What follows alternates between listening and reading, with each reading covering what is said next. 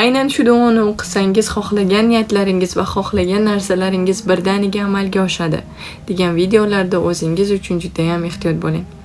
Menga o'xshab Allohdan xafa bo'lib qolmaslik uchun. Shunday bir nasibalar bor, biz duo qilishimizni kutadi va shunday bir duolar bor, biz xohlagan paytda kelishi biz uchun zararli bo'lishi mumkin. Albatta Alloh bilguvchidir. Biz oilaviy sayohat qilishni yaxshi ko'ramiz. Dadam O'zbekistonning deyarli ko'p viloyatlariga olib borganlar. U yerdagi juda chiroyli narsalarni ko'rganmiz. Boshqa davlatlarga ham sayohat qilishni xohlardik. Mablag'imiz yetarli bo'lmagani uchun green card o'ynagandik. 6 yil davomida ijobiy javob chiqishini Allohdan qayta va qayta so'rardim, chunki juda ham xohlardim boshqa joylarni ham aylanib ko'rishni. Lekin bo'lmadi.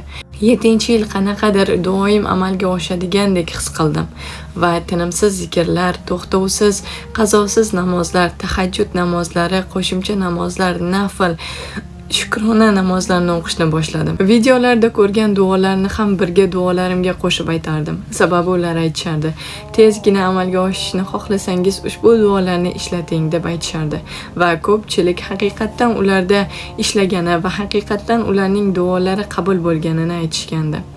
Men ham duolarimga qo'shib, Allohim hammaning duosini qabul qilyapsan, meni ham duoyimni qabul qilgin deb aytardim. Duoyimga shu darajada bog'lanib qolgan ekanmanki, shayton ham hiylasini o'sha joyda ishlatishni boshladi.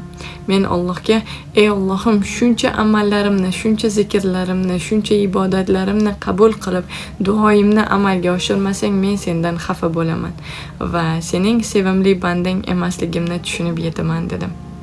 Vaqt o'tdi. Duoyim qabul bo'ldimi yoki yo'qmi biladigan kun keldi. Oilaviy o'tirib yaxshi xabar kutdik. Hech kim qo'ng'iroq qilmadi. Mayli, bizga syurpriz qilishni xohlashyapti dedik-da o'zimiz tekshirib ko'rdik.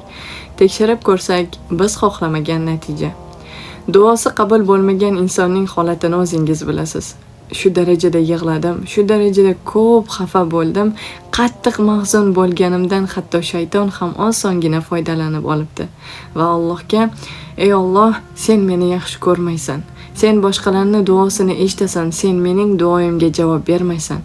Men sendan xafa bo'ldim dedimda, hatto ibodatlardan ham uzoqlashdim. Albatta bu narsani aytish g'alati, lekin sizga foydasi tegishi uchun aytishni xohladim. Oradan vaqtlar o'tdi. Bu vaqt orasida tushimda payg'ambarimiz sollallohu alayhi va sallamni ko'rdim. Ha, xursand bo'ldim, lekin unchalik e'tibor bermadim.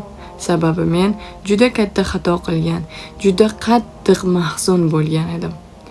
3 yil o'tdi. Ota-onam yana bir marta urinib ko'rishga qaror qilishdi.